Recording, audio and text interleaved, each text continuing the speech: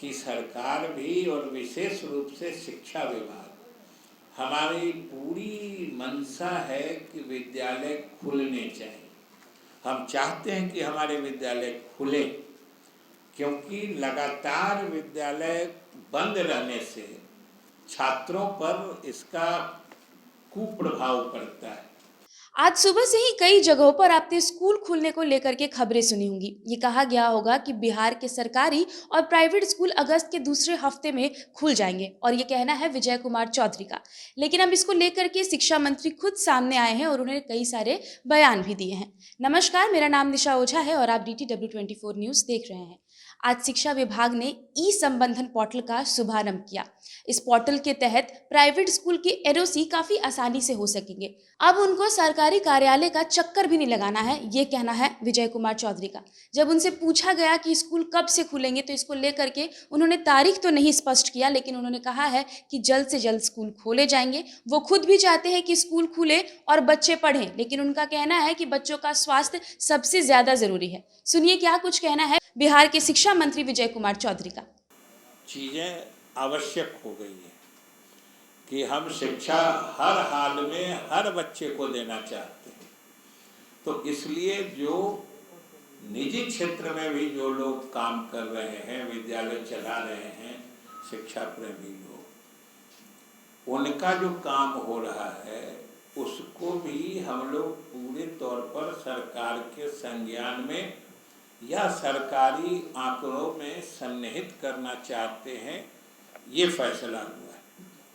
तो इसका तरीका पहले से चला आ रहा था कि लोग अप्लाई करते थे, आवेदन डालते थे, जो मिनिमम रिक्वायरमेंट है, जो चीज़ें उनके पास होनी चाहिए थी संबंधन के लिए, उसकी विभाग जांच करता था और उसके बाद उनको संबंधन दिया जाता था। इस प्रक्रिया में देर भी लगती थी।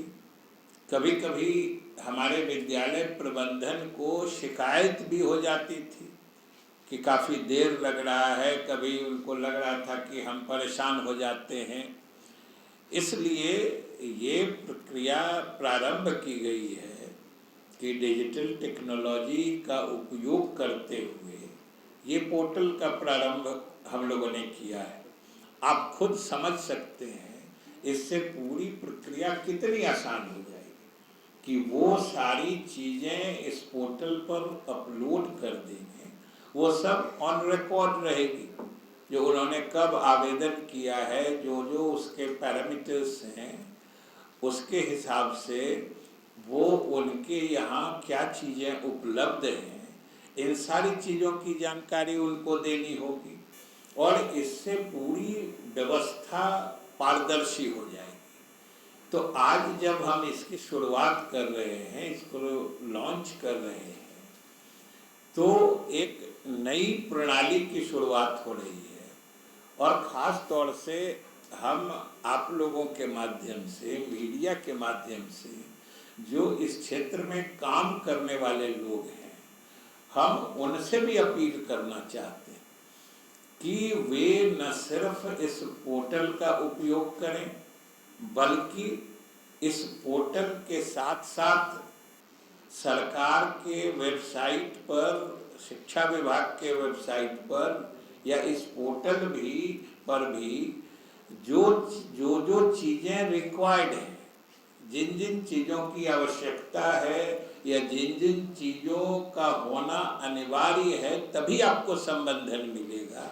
6 तारीख तो सीमित प्रतिबंध जारी है सरकार के निर्णय के हिसाब से, और आप सब को मालूम है कि 6 तारीख से पहले जो इसके लिए अधिकृत बॉडी है, क्राइसिस मैनेजमेंट ग्रुप, जो उच्च अधिकारियों की कमेटी होती है और फिर माननीय मुख्यमंत्री जी की अध्यक्षता में बैठक होती है, मुख्य रूप से उसी में निर्णय लिया जाता है।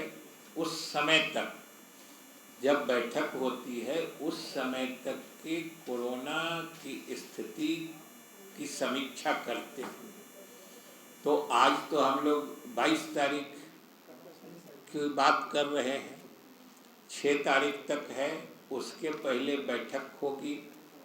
लेकिन हम विभाग की तरफ से आप लोगों के माध्यम से बिहार के लोगों को कहना चाहते हैं कि सरकार भी और विशेष रूप से शिक्षा विभाग, हमारी पूरी मंशा है कि विद्यालय खुलने चाहिए। हम चाहते हैं कि हमारे विद्यालय खुले, क्योंकि लगातार विद्यालय बंद रहने से छात्रों पर इसका कुप्रभाव पड़ता है। और विशेष रूप से जो शुरुआती प्राथमिक या मध्य विद्यालय तक के छात्र होते हैं, जो विद्यालय में सिर्फ पाठ ही नहीं पढ़ते हैं, बहुत चीज़ें सीखते हैं, तो वो अगर लगातार पिछले साल 1.5 साल से जैसे लगातार विद्यालय बंद चल रहे हैं, ये बहुत ही एक तरह से समझिए अलार्मिंग स्थिति होती है, विषम परिस्थिति होती है कि बच्चे कहीं पढ़ाई से तो विमुख नहीं हो जाए। इसलिए हम लोग उत्कट इच्छा रखते हैं कि हमारे विद्यालय खुले। वहीं लेकिन आपने देखा है कि हम लोग विद्यालय खोल के बच्चों को शिक्षा देना चाहते हैं, लेकिन उनके स्वास्थ्य या उनकी जिंदगी को जोखिम में डालकर तो शिक्षा देने की बात नहीं सोची जा सकती।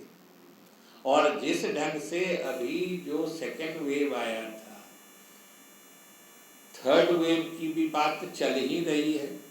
कभी कभी किसी दिन आ जाता है कि नहीं, आना अवश्यम भावी है, इमिनेंट है, आ ही रहा है। कभी होता है केरल में आ गया, कभी महाराष्ट्र में आ गया।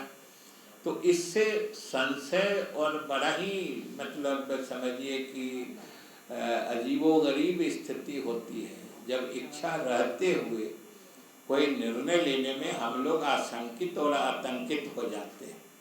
इसलिए अभी देखिए और सब लोग मनाइए कि कोरोना नियंत्रित रह गया तो हम लोग निश्चित रूप से विद्यालयों को जल्द से जल्द खोलना चाहते हैं। इसी क्रम में जो +2 यानी 11वीं 12वीं और हमारे महाविद्यालय विश्वविद्यालय स्तर की कक्षाएं प्रारंभ हो गई हैं, उसमें भी 50% अटेंडेंस के साथ चल रहा है।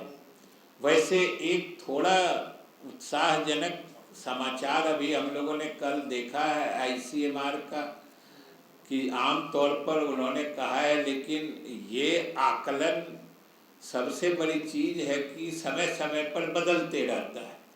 आज जो आकलन देखते हैं वैज्ञानिकों या चिकित्सकों का, कल होके देखते हैं उससे कुछ अलग चीज़ें आ गई हैं। तो कल जो ICMR के तरफ से बताया गया है कि जितना 60-70% लोगों में एंटीबॉडी बन चुका है, फिर या बच्चे वयस्कों से ज़्यादा सुरक्षित है, एक ये भी मतलब उनकी स्टडी आई है। लेकिन सवाल है कि अभी तो सब कुछ ट्रायल एंड एरर बेसिस पे चलता है। अगर हम तो यही कहेंगे कि हम लोग सब लोग मिल के ईश्वर से मनाएं कि इस कोरोना को नियंत्रित रखें, स्थिति में और ज़्यादा बेहतरी आए,